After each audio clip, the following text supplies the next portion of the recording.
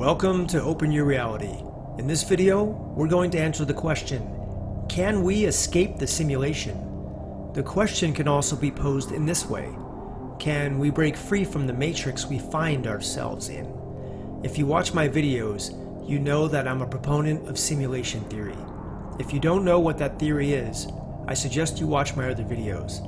But in a nutshell, simulation theory postulates that our entire universe is virtual and the only thing real in it is our consciousness. What this means is that we're basically avatars playing in a very high-tech video game.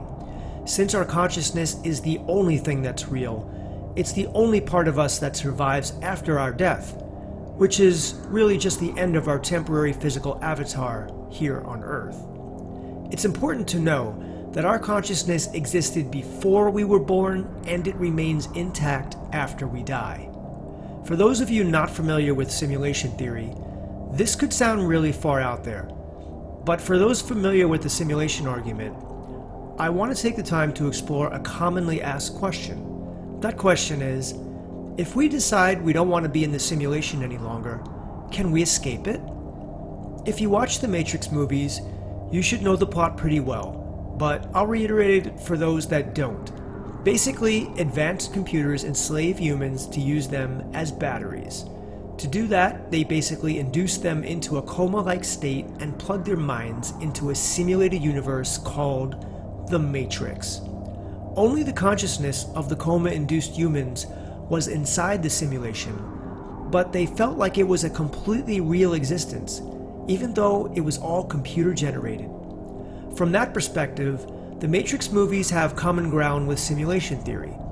For example, our consciousness is plugged into this reality frame and we really believe our bodies and the world are real. However, I'm sorry to tell you, but they're not. They're simply virtual bodies and a simulated world composed of ones and zeros, just like the Matrix.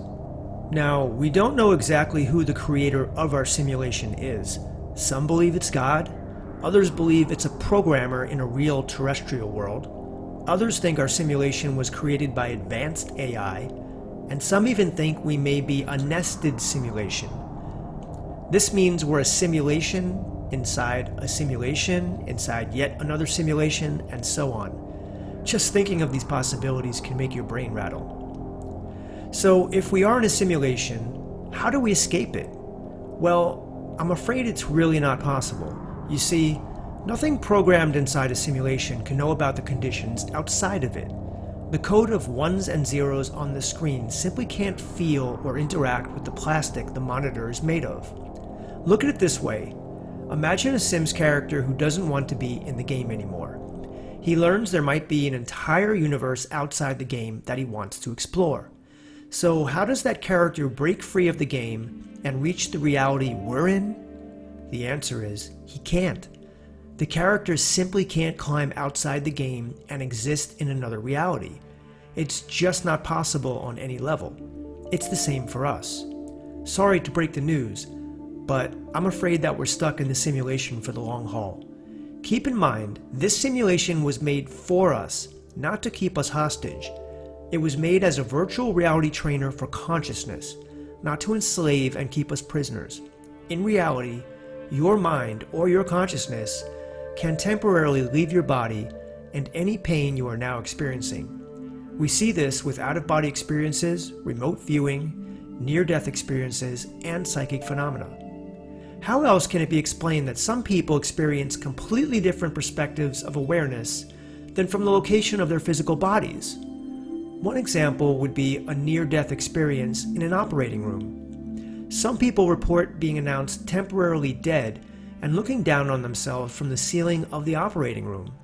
They are completely pain-free and can see and hear everything going on. Now, if our minds can escape our bodies, then does that mean we've escaped the simulation? Again, the answer is no. You see, our world is one particular simulation, but there are thousands of other simulations that exist in parallel with ours. For example, the afterlife is yet another simulation, and there are plenty of others where whole other universes exist, All of these simulations are connected together and part of a greater system. For the sake of clarity, we'll use the terminology from MBT theory, which calls it the greater consciousness system. What's cool is that all of these simulations can be explored by our consciousness, which is really the key to everything for us. Remember, our consciousness is the only thing that's fundamental.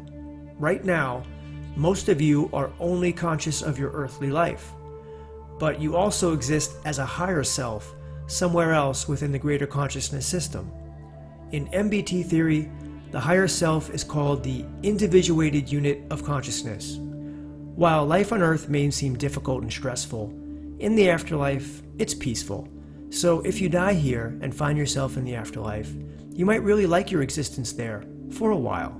But ultimately, a utopian existence offers very few growth opportunities, and you will likely grow bored.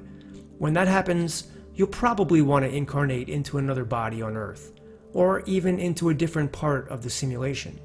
The point is, while you may wish to escape life on Earth now, after you die, you may be totally content and comfortable in the afterlife and not care to escape at all. It's all about perspective. As consciousness, you are powerful. Technically, you have the ability and freedom to roam through the entire greater consciousness system. But right now, we're playing avatars here on Earth and have largely forgotten our true nature. So that brings me to the greatest question of the video. Can we escape the greater consciousness system? This is the thing that generates the simulations and perhaps our consciousness as well. Unfortunately, no, I don't think we can escape it. We don't even know if something exists outside of it, much less what that might be. Look, life may be more complicated than we can ever imagine. Perhaps the closest we can get to escaping the Matrix is to have our consciousness extinguished from the simulation. That's what most people think they are doing when they commit suicide. But that's just not the case. Their consciousness continues into the afterlife, just the same way any person's does when they die. So that begs another question. If we can't escape the system, can we at least purposely extinguish our higher self, which is the individuated unit of consciousness? That would be the equivalent of committing permanent spiritual suicide. I believe it is a possibility, but highly unlikely.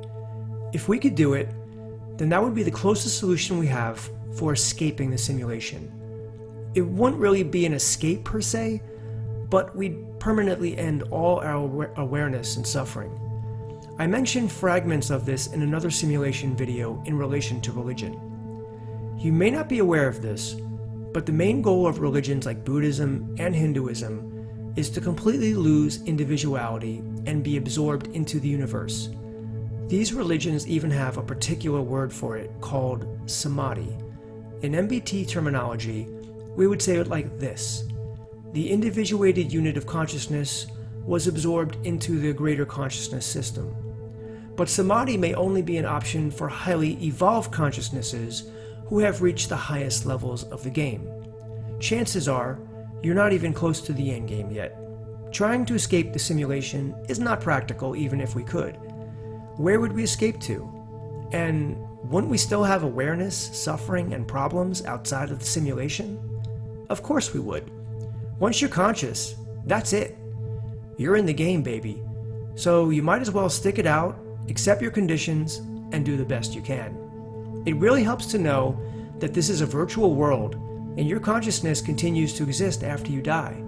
Furthermore, nobody, much less the simulation itself, wants you to suffer and feel pain. You know, one of my favorite movie lines came from Vanilla Sky. Hey, I'm a big Tom Cruise fan, and I admit it. In that movie, Penelope Cruz told Tom at the end, quote, "Every passing minute is another chance to turn it all around." So take those words to heart and make this the best life you can. You can get started on that by subscribing and sharing this video. The simulation would very much appreciate it. Thank you for watching. I'll see you in the next one.